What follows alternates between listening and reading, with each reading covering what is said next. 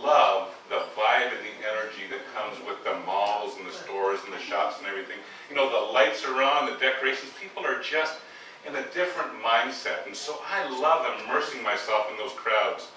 And that December 20th, the Sunday, it was no different. I went to the Sobeys in Fall River. It was decorated. People were rushing about, buying their last-minute things for all the Christmas parties that they'd be getting.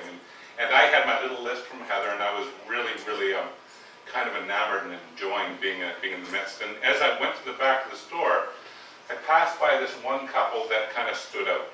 And this young couple, they were in their 20s, and I remember they were both peering into their shopping cart, and they weren't getting those little frivolities. They were getting their essentials. And the fellow was saying, I think we're at 100. And his wife was saying, no, I think we still have room. And immediately I kind of knew what was going on. I thought, I just want to help those kids out. Oh my gosh, aren't they wonderful? But to my own shame and embarrassment, I forgot about them as I went around giving my list. I went to the front of the store, and I only had a few things, so I thought I could go through the quick lanes, but the quick lanes were all backed up. I didn't realize the universe was using me, because I looked at the one lane where there was only one woman, and she was halfway checked through, and I thought, this is my choice, and I slid over and got my stuff onto the little belt thing. And I looked over at the lane beside me, and there was the young couple. And there was this young woman, she must have been 22, 23 at the most, and she had all of her plastic out. And each card that she swiped, the cashier was shaking her head saying no. And so I thought, this is my chance. So I jumped over and I said, hey, let me get that. And I got my card out and I swiped it. And this wonderful young woman, she said, what's happening? What's happening? I said, I'm getting your groceries. And she said, well, I don't know what to say. And I said, well, what you say is Merry Christmas. And then be kind to each other, will you? And so off they went home, and I paid for the groceries, and I went home, and I got to tell my wife about that. And then I posted on Facebook, and I said, hey, you wouldn't believe what just happened. And I was astonished by the feedback I started getting. People started saying, well, Tim, you're just a Christmas angel. And I thought, no, you got it wrong. You got it wrong. I was the angel. Those two young kids, they were my angel. They were the people that allowed themselves to be vulnerable so that I could have the opportunity to show who I am when I'm at my best. Well, the 24th of December came around, 4 days later. Now that year I had a piece that was published in the Chronicle Herald called The Peanut Butter Christmas, and people were really responding well to it. I was getting emails, and I was getting phone calls, and there were accolades for me. Well, what people didn't know was at the same time, my mother back in Ontario had gone into emergency surgery, and I was getting phone calls, Tim, things aren't looking good. Well, 10 o'clock that night, I was on a flight home to see my mom. Things weren't good. The next morning, Christmas Day, we found out that my mother had terminal cancer, and that she wouldn't be with us long. That morning, this woman came into the hospital room with my mother, and she had her 5 kids. And she said, can we sing you some Christmas carols? And so they came in and they sang the Christmas carols for my family and I. That was our Christmas that year. And I remember her singing Holy Night, and there wasn't a dry eye in the room as we all embraced the gift they were giving us. And so I took that picture and I posted it online, and I shared it with everyone. And one of my astute friends said, hey Tim, I guess you're the angel now, aren't you?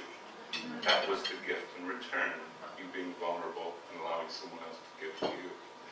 So I started that Christmas really learning deeply about some of the things that are happening in my life and where my focus needs to be. For instance, as we drove down to the hospital that Christmas, I remember my dad saying, you know, Tim, and he started crying, and he said, I don't know how I'm going to get on without her. He said, this isn't fair, this isn't right, this isn't how it was supposed to be, and he started crying. And so I remember looking at him and saying, hey Dad, here's something I want you to think about. In this moment, there is no cancer. You know, it just seems to me that we're going to have a lot of bad moments on the horizon, and we have to really kind of this moment, all there is a car, and there's a son, and there's a dad, and there's a lot of love in this car in this moment right now. And we just really enjoy this moment for all it's worth. And so that's how we learned to transition through that experience with my mom. I got home for a brief stay, and a really, really dear friend of mine said, Tim, there's more to be learned from that experience. And she said, it's Christmas. I wonder if you can see the gift of cancer. And I thought about it, and I thought, how can cancer ever be a gift? But she said to me, you know, there's plenty of folks who die in their sleep. There's plenty of folks who get hit by that mythological bus. But your mother, for Christmas this year, got cancer. And what did that say? Well, it said this. It said, your mother is finite. The end is going to come. But I'm not taking her just yet. I'm going to give you time. The gift this year you have is time. And so we used the next 3 months. Mother died on the March 21st. We used those next 3 months to tell every story that needed to be told, and to hold hands, and to sing songs, and look at pictures one more time, and to laugh, and to cry. And when Mother died, Dad was there beside me. And, you know, the son of a gun is, well, we could embrace the notion of the gift that was cancer. My dad never did recover. December 16th of this year passed. I was holding Dad's hand as he breathed his last. What was really fascinating, though, was that at 2:50 in the morning on December the 16th, I was holding Dad's hand, and he stopped breathing. And I looked at the clock, and I saw 2:15, and I knew Mom had died at 2:15 in the morning, exactly the same time. And I knew in that moment,